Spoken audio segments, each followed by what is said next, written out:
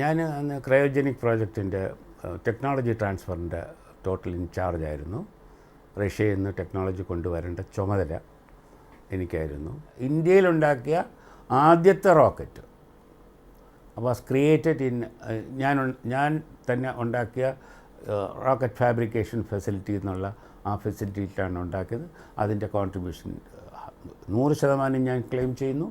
And that is how the whole project was. After so many years I am giving interview because I may not have another opportunity to give this interview because I got some problem. എൻ്റെ കൂടെ working associate ആയിട്ട് work ചെയ്തതാണ് one mister Chandrasekhar. അയാൾ Russian കമ്പനിയായ glass കോസ്മോസിൻ്റെ ഇന്ത്യയിൽ ഒരു എംപ്ലോയിയാണ്. അപ്പം ഇദ്ദേഹം ഒരിക്കൽ ബാംഗ്ലൂരിൽ നിന്ന് എൻ്റെ ചില സഹായങ്ങൾ ചോദിച്ചു. ഞങ്ങൾ റഷ്യയിലൊരു 2-3 ആഴ്ച ഒന്നിച്ചിരുന്നിട്ട് തിരിച്ചു വന്നു. കുറേ ദിവസങ്ങൾക്ക് ശേഷമാണ് ചന്ദ്രശേഖർ എന്നെ ഒരിക്കൽ വിളിച്ച് പറയുന്നു, എനിക്ക് പരിചയമുള്ള ഒരു 2 ലേഡീസ് ട്രിവാൻഡ്രത്ത് ഇൻ്റർനാഷണൽ ഫ്ലൈറ്റ് കിട്ടാതെ സ്റ്റക്കപ്പാണ്. അവരൊക്കെ എന്തെങ്കിലും സഹായം വേണമെങ്കിൽ സാറ് കൊടുക്കണം. ഞാൻ സാറിൻ്റെ ടെലിഫോൺ നമ്പർ കൊടുത്തോട്ടെ എന്ന് ചോദിക്കുന്ന സ്ഥിതിയിൽ ഞാൻ സമ്മതിച്ചു. ചന്ദ്രശേഖരൻ എന്നെ വിളിച്ചു പറഞ്ഞില്ലെങ്കിൽ I will never know they are here and gone. അവിടെ ചന്ദ്രശേഖരൻ പറഞ്ഞപ്പോൾ ഞാൻ എന്തുകൊണ്ട് കേട്ടു? കാരണം Chandrasekharan is a vital person in my technology transfer link and he is good. He is very innocent fellow. Absolutely good. Absolutely. Why he went and helped them? Because somebody requested and which he could afford. So these are all natural events, but one should understand. എന്നിട്ട് അവരെന്നെ വിളിക്കുകയൊന്നും ചെയ്തില്ല. അതാണ് ഈ മറിയം റഷീദയും ഫൗസിയ ഹസനും. കുറേ ദിവസങ്ങൾക്ക് ശേഷം ഞാനും എൻ്റെ വൈഫും കൂടെ അവർ താമസിക്കുന്ന പറയുന്ന സ്ഥലത്ത് കയറി. എന്താണ് അവരുടെ ബുദ്ധിമുട്ട്, അവർക്ക് എന്തോ ഒരു മെഡിക്കൽ കംപ്ലയിൻ്റ് ഉണ്ടെന്നുള്ളതാണ് പറഞ്ഞത്. അങ്ങനെ ഞങ്ങൾ അവിടെ കുറേ നേരം സംസാരിച്ചു. ഞങ്ങൾ പോയി. അതിനുശേഷം 1-2 വട്ടം ഞങ്ങൾ തമ്മിൽ സംസാരിച്ചിട്ടുണ്ട്. ഓഫീസിലല്ല എൻ്റെ വീട്ടിൽ ഫോൺ ചെയ്തിട്ടുണ്ട്. ഞാൻ ഫോൺ ചെയ്തു. പോകാൻ വയ്യാതെ ട്രിവാൻഡ്രത്ത് സ്റ്റക്കപ്പായത് ഇൻ്റർനാഷണൽ ഫ്ലൈറ്റ്സ് എല്ലാം അന്ന് ഈ പ്ലേഗ് സ്കെയർ കാരണം ഇന്ത്യയിൽ നിന്ന് വെളിയിൽ നിന്നൊരു ഫ്ലൈറ്റ് വരികയോ ഇന്ത്യയിൽ നിന്ന് വെളിയിലോട്ട് ഫ്ലൈറ്റുകൾ പോവുകയോ ചെയ്യും. അങ്ങനെ അവരിവിടെ സ്റ്റക്കാകുകയാണ് ചെയ്ത് എന്നാണ് ഞാൻ മനസ്സിലാക്കുന്നത്. ആ സമയത്ത് ആണ് ഇവർ അവരുടെ വിസ എക്സ്റ്റൻഷൻ വേണം എന്നുള്ള 90 ദിവസം കഴിഞ്ഞാൽ അവർക്ക് വിസ എക്സ്റ്റൻഷൻ വേണം. അവർ പോലീസ് സ്റ്റേഷനിൽ പോവുകയും വിജയനെ അവിടെ വെച്ച് അവർ അങ്ങോട്ട് പോയാണ് വിജയനെ കാണുകയും ചെയ്തത്. എന്നിട്ട് പിന്നെ വിജയൻ അവരുടെ പാസ്പോർട്ടും ടിക്കറ്റും ഒക്കെ പിടിച്ചു വയ്ക്കുകയും കുറേ ദിവസം കഴിഞ്ഞിട്ട് ഈ കേസ് ഉണ്ടാകുകയാണ്. ഇസ്രോ ചാര കേസിന് 3 ഡിസ്റ്റിങ്ക്റ്റ് വെർട്ടിക്കൽ ഫേസ് ഉണ്ട്. അതായത് ആദ്യത്തെ ഫേസ് ഈ FIRൻ്റെ ക്രിയേഷനും people with motives for personal agenda ചെയ്തൊരു ഫേസ്. രണ്ടാമത് കേരള പോലീസ് അത് വ്യക്തമായിട്ട് IOS ആക്ടിൻ്റെ പ്രൊവിഷൻ മനസ്സിലാക്കാതെ ഒരു SITയെ ഫോം ചെയ്യും. അങ്ങനെ സിബി മാത്യുവിനെ പോലെ ഉള്ള ഒരു വ്യക്തി അത് ടേക്ക് ഓവർ ചെയ്ത്, അപ്പോഴും അദ്ദേഹം വെരിഫൈ ചെയ്തിട്ടില്ല FIRൻ്റെ ജെന്യുവിനെസ്, ആ legally whether it is A correcting ഒന്നും ചെയ്യാതെ പോവുകയും പിന്നെ അദ്ദേഹത്തിൻ്റെ ആ ഫേസിൽ തന്നെയാണ് അതിനകത്ത് വളരെ കൂടുതൽ മോട്ടീവ്സും ഒക്കെ വന്നിട്ടുള്ളത്. അത് അദ്ദേഹത്തിൻ്റെ പേഴ്സണൽ അജണ്ട ആയിരിക്കാം, അല്ലെങ്കിൽ ഇൻ അസോസിയേഷൻ വിത്ത് സംബഡി ആയിരിക്കാം. അതൊരു second phase. Third phase is where Karunakaran lost his job. Indian official secret act എന്നുള്ള ഒരു ഫ്രെയിമിൽ അത് കൊണ്ടുവരികയും ചെയ്തത്. അത് വിജയൻ കേരള പോലീസിൻ്റെ ഭാഗമായിട്ട് അത് ഒരിക്കലും വിജയന് അങ്ങനൊരു കേസ് തുടങ്ങാൻ ഒരു set the law in motion വിജയന് യാതൊരു അധികാരമില്ല. അതുമാത്രമല്ല, എന്നിട്ട് ആ ഒരു കംപ്ലയിൻറ്റ് FIR ക്രിയേറ്റ് ചെയ്തു, അത് കോടതിയിൽ കൊണ്ടുകൊടുത്തു. വാസ്തവത്തിൽ കേരള ഗവൺമെൻറ്റോ കേരളയിലുള്ള കോടതിക്കോ അതിനുള്ള യാതൊരു അധികാരവും ഇന്ത്യൻ ഒഫീഷ്യൽ സീക്രട്ട് ആക്ട് കൊടുക്കുന്നില്ലെന്ന് മാത്രമല്ല, അവിടെ റെസ്ട്രിക്ഷൻ ക്ലാസ് വളരെ ക്ലിയറായിട്ട് പറയുന്നുണ്ട്. No court shall take cognizance unless upon complaint by union government എന്ന് വളരെ കോൺസ്പിക്വസ് ആയിട്ട് it's a limitation clause built in the law.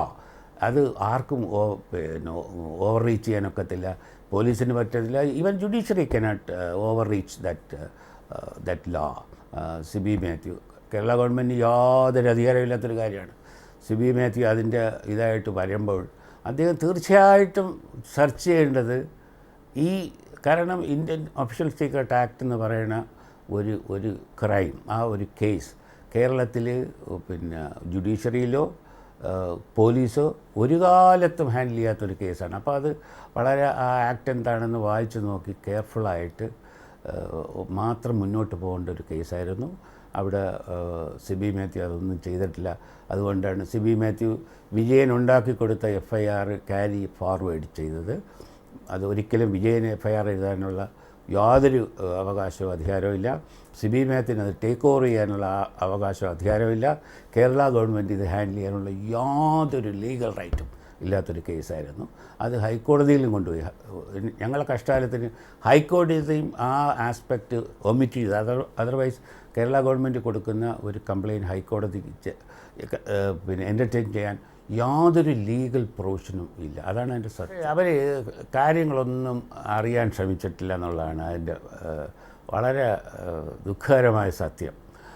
കാരണം ഇസ്രോയിൽ ഞങ്ങളൊക്കെ ആരാണ്, ഞങ്ങൾ ഇസ്രോയിലെ പാർട്ട് എന്താണ്, ഇസ്രോ എന്ന് പറയുന്ന ഓർഗനൈസേഷൻ എന്താണ്, അവിടുത്തെ അഡ്മിനിസ്ട്രേറ്റീവ് സെറ്റപ്പ് എന്താണ്, ഇതൊന്നും അവർ മനസ്സിലാക്കാൻ ശ്രമിച്ചതുമില്ല. അവർ അണ്ടർ ദ ഇംപ്രഷൻ പിന്നെ ഇസ്രോയിൽ വർക്ക് ചെയ്യുന്നൊരു സയൻറ്റിസ്റ്റ് ഒരു ഫാറിനറെ കണ്ടുകൂടാ, അല്ലെങ്കിൽ ഒരു വെളിയിലൊരു വ്യക്തിയായിട്ട് കണ്ടു, അങ്ങനെയൊന്നും ഒരു ന്യായവും നിയമവും എങ്ങുമില്ല. അതുപോലെ തന്നെ ടെക്നോളജിയുടെ ഏതോ ഒരു സീക്രട്ട് പ്ലേസാണ് ഇസ്രോ. ഒരിക്കലുമല്ല. ഇസ്രോ വളരെ ഓപ്പൺ ഒരു സിവിലിയൻ ഓർഗനൈസേഷനാണ് അന്നും ഇന്നും. അവിടെ ഉണ്ടാക്കുന്ന ടെക്നോളജി ഞങ്ങൾക്ക് ഒരു സിസ്റ്റം തന്നെ ഉണ്ട്. ആ ടെക്നോളജി ഞങ്ങളായിട്ട് ഇൻഡസ്ട്രിയൽ മീറ്റ് നടത്തി വെളിയിൽ ഉള്ള എല്ലാ കമ്പനികൾക്കും പിന്നെ നോൺ എക്സ്ക്ലൂസീവ് റേറ്റ് ബേസിസിൽ ഞങ്ങൾ കൊടുക്കുന്നുണ്ട്. ഞങ്ങളവിടെ ഇപ്പം തന്നെ ഞാൻ തന്നെ ആ ഒരു ഡിവിഷൻ്റെ ചീഫായിട്ട് കുറച്ച് വർഷങ്ങൾ ഇരുന്നിട്ടുണ്ട്. ഞങ്ങൾ ഇപ്പം കാർബൺ ക്ലോത്ത് ഞങ്ങളുണ്ടാക്കിയൊരു technology we have gone to Indian industry technology transfer ഞങ്ങൾ സപ്പോർട്ട് ചെയ്യും. അവർ ആ പ്രോഡക്റ്റിൻ്റെ ഫൈനൽ സ്റ്റേജിലോട്ട് വരാനുള്ള സഹായങ്ങൾ ക്വാളിറ്റി റിലേറ്റഡ് ആകാം, മാനുഫാക്ചറിങ് റിലേറ്റഡ് ആകാം, ഇതെല്ലാം ഞങ്ങൾ അവരെ സഹായിക്കുന്നു. ഇതുപോലെ ഒരുപാട് 100-300 ടെക്നോളജി ആ സമയത്ത് ISROയിൽ നിന്ന് വെളിയിലുള്ള പല ഇൻഡസ്ട്രിയൽ യൂണിറ്റിലേക്കും പോയിട്ടുണ്ട്. ഞാൻ SLV3യുടെ ഈ റിയലൈസേഷൻ ഓഫ് ഹാർഡ്വെയർ SLV3യുടെ ടോട്ടൽ റെസ്പോൺസിബിലിറ്റി എനിക്കായിരുന്നു. ഞാൻ അന്നെടുത്ത ഒരു പോളിസി ഡിസിഷൻ ഈസ് ദാറ്റ് ഇതൊന്നും വിത്തിൻ ഇസ്രോ അല്ല ഞങ്ങൾ പിന്നെ ഡെവലപ്പ് ചെയ്യാൻ പോകുന്നത്. ഞങ്ങൾ ഇന്ത്യൻ ഇൻഡസ്ട്രിയെ, ഇന്ത്യൻ ലബോറട്ടറീസിനെ, ഇന്ത്യൻ ഇൻസ്റ്റിറ്റ്യൂഷനെ ഇതിനെല്ലാം മാക്സിമം ഉപയോഗിച്ച് വളരെ ഷോർട്ട് ടൈമിൽ ഇന്ത്യയുടെ ആദ്യത്തെ ലോഞ്ച് വെഹിക്കിൾ ഉണ്ടാക്കാൻ ആണ് ഞങ്ങൾ ശ്രമിച്ചത്. അതിൻ്റെ പോളിസി ഡിസിഷൻ്റെ ഒരു നെടുന്തൂണായിട്ട് ഞാൻ നിന്നു. അങ്ങനെയാണ് ഞങ്ങളെ ഇൻഡസ്ട്രീസിലോട്ട് ഇസ്രോയുടെ ചരിത്രത്തിൽ ആദ്യമായിട്ട് ഇൻഡസ്ട്രിയെ മേജർ ലെവലിൽ ഇസ്രോ പ്രോഗ്രാമിലോട്ട് കൊണ്ടുവന്നത് എൻ്റെ ലീഡർഷിപ്പിലായിരുന്നു. ഞാൻ SLV റൺ ചെയ്യുമ്പോൾ 120 major industries in India they were working for ISRO programs. You name any big companies in India, they were brought in for ISRO program through my division. See, look, Americans were not friends of you ultimately. They were all these years. During our various stage of development in ISRO, we used to experience a lot of embargo. Embargo is they are depriving themselves their business by doing embargo. That means their motive is not just only monetary loss or profit, they are having some other goal to stop India from developing. So many times, even imported forgings at reaching after Indian port, it has been withdrawn.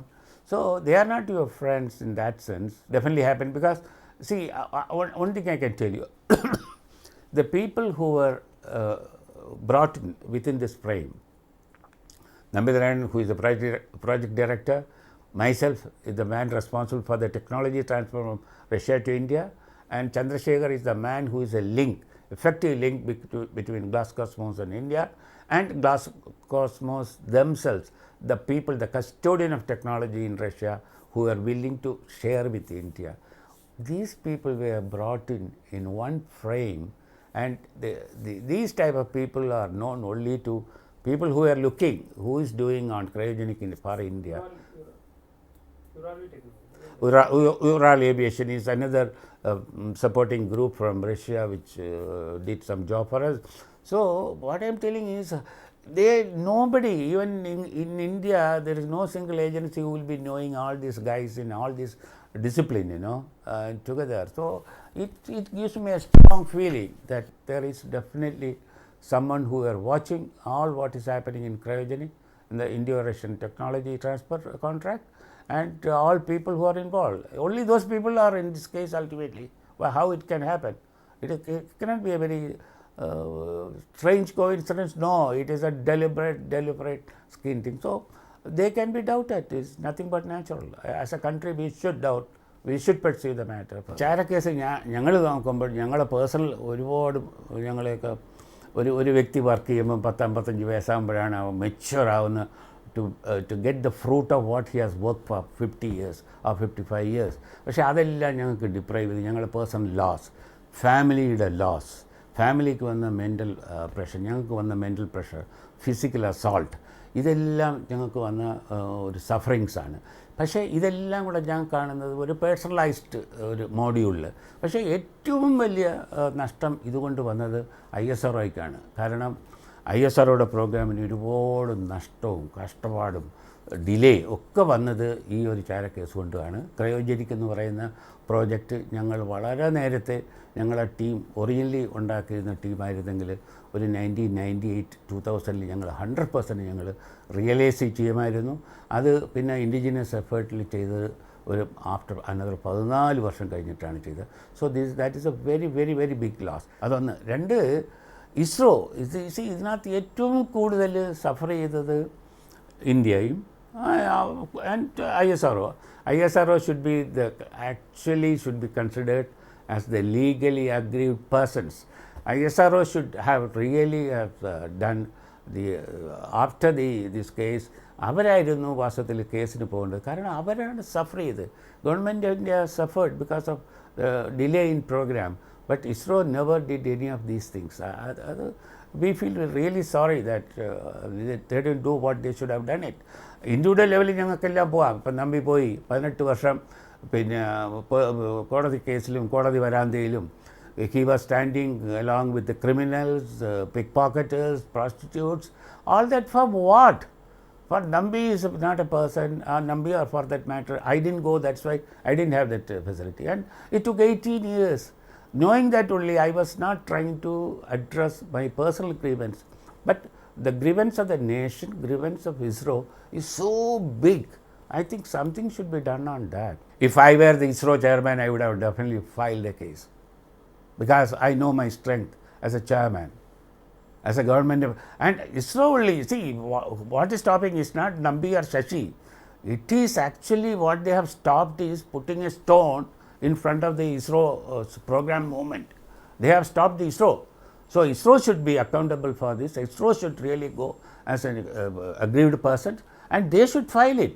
And they will get all, see, a man getting individual from the court, either in terms of justice or a consideration, can be less when compared to what a government wing is trying to do it. So government should have definitely done it. There is no doubt about it. Also doubted that there are some international handling of the situation. Somebody might have utilized this opportunity, because I still remember before the case took a final shape, even the early part of the FIR time, Time magazine of USA was writing an article in the last page, one full page, on this type of episode. Then there are other agencies, British-based agencies, and all that talk about all these type of international interference in these programs. But that need, do you think that it can be just forgotten, or giving some money to XYZ? No, it is something. The game is set to be played fully. Nation should do its thing. If it can happen in ISRO, why can't it happen in defense? Why can't it happen in Air Force? Why can't it happen in atomic energy? It can happen in any department, this one. The greater story is what the loss to the country, how fragile is our systems, who can, and how sleepy the ISRO administration was. Absolutely irresponsible, sleepy. They never did what they should do. They would ask, they could have explained to the media, even if media thinks something wrong, or the police, they are probably not supposed to know unless they take initiative. But these people would have definitely told them there is nothing like a technology problem like this, nothing like a restriction of somebody seeing someone. There is no restriction. I mean, they kept silent. So every problem got accumulated because of their non-action. They didn't do what they should have done it. And actually they did another mistake of transferring me from LPSC to our unit at Ahmedabad, telling as if that a criminal. So the people will immediately start believing why the hell he should be, he is sitting in a very critical position, why he is moved out. So this all gave wrong signals to the public, to the media, to the police. So there are a lot of failures. അവർ വന്ന് പറയുന്നത് വൈകുന്നേരത്ത് എല്ലാ ദിവസവും വൈകുന്നേരത്ത് press note പോലെ ഒരു writeup will be given to all the media rooms and they don't have any time to verify it, rectify it. So they went on carrying, because if you are silent, some other paper will be giving a rosy picture or a juicy picture. So it was a competition coming in that without doing any homework or any counter verification. That is one type of damage. Another type of damage, the people who planned it, there are media I know who want the cruel game of circulation improvement. They have done. They even after they come to know something is wrong, it is not difficult for media to understand how ISRO is working. In ISRO, for any event, any small success or a test or a new program, we always communicate with the media. So there are media, the reporters level, everybody knows, but they were not consulted. They were not knowing. ഇസ്രോയിൽ ഒരു ഫാറിനെ കണ്ട അത് ക്രൈമാണെന്ന് ഒരു പത്രക്കാരനോ അറിഞ്ഞോട്ടെ. പക്ഷേ ചില ആളുകൾ അത് അങ്ങനെ എഴുതി കൊണ്ട് വളരെ inhuman treatment to those helpless lady foreigners. അതൊരു വളരെ വളരെ ക്രൂവൽ ഗെയിം. അത് ഞാൻ ക്രൂവൽ എന്ന് പറയാൻ കാരണം നോട്ട് ഓൺലി ദി FIR-ഉം അങ്ങനെയുള്ള കേസും അവിടുത്തെ ഒരുപാട് അസാൾട്ട് അവർ സഫർ ചെയ്യുമെന്നാണ് ഞാൻ മനസ്സിലാക്കിയിരിക്കുന്നത്. അതല്ലാതെ 2 തവണ national security act NSA, that means even no legal aid, no external help ആ പാർട്ടിക്ക് കിട്ടത്തില്ല. അങ്ങനെയുള്ള 2 തവണ NSA ആക്ട് ചെയ്ത് അവരിവിടെ ഒരു 3.5 വർഷം ഹോൾഡ് ചെയ്ത് സത്യത്തിൽ വളരെ വളരെ വളരെ വളരെ തെറ്റാണ്. അപ്പോൾ അതൊരു കലാമിറ്റിയാണ്. അതൊരു truly it is A crime what we have done. It was A very heavy isolation. Except my very, very close friends, close relatives. Others were thinking why to associate, because they don't know what is truly happening and they all fear the worst and something will happen. You see, actually this house, where I was living all along, all the glasses were broken by people who came and apologized to me later after 1 or 2 months. But they squashed the whole thing. My wife has to go away to some other hiding place and attend to the office, and she found it very difficult to get mixed up with the other doctors in the hospital and all that. So it was a very children. My 2 daughters were just got married only in the recent past at that time, and they were having one small kid each. And they had a huge mental pressure, because after all the son-in-laws are not within the family, they are from outside. So there were a lot of, but luckily they were all highly educated, highly understanding. I didn't have problem in that, but isolation, they themselves in turn gets isolated by their own people. So it was a total social boycott type of situation. ഇതിനകത്ത് ഞാൻ എന്തുകൊണ്ട് പോയില്ല, എനിക്കും തോന്നിയിട്ടുണ്ട് ഞാനും അത് പോകാം. കാരണം whatever grievance Nambi has got, I also got it. Because I know both of us are 100% innocent, but got into this situation, and we have lost heavily, family wise, individual wise, our career wise, everything lost. So it is all same. But what I am trying to see is the loss should be done by the department, the government themselves. They should do it. Even if I get tucked in the Supreme Court with the same type of plea, I may get money, but it's not my getting money is the issue. The main job is government laws. Why I didn't even all these years. Of course, I had a lot of losses, but I didn't feel anything guilty because I didn't do anything. and I help this myself and my wife. We help them. It is because the request is made. Even my temperament, even today, if somebody comes and asks some help, if I can afford, if I have got, I will definitely. I got a consultancy company on the space related activity. A large number of well experienced but retired people with a long experience in all the space program. They are all part of our activity. Even today, I am not just going to sleep or something like that. I will just work. I am badly sick with some problem, but I will definitely pursue it. I will never accept a defeat. I will never. The last day I will work.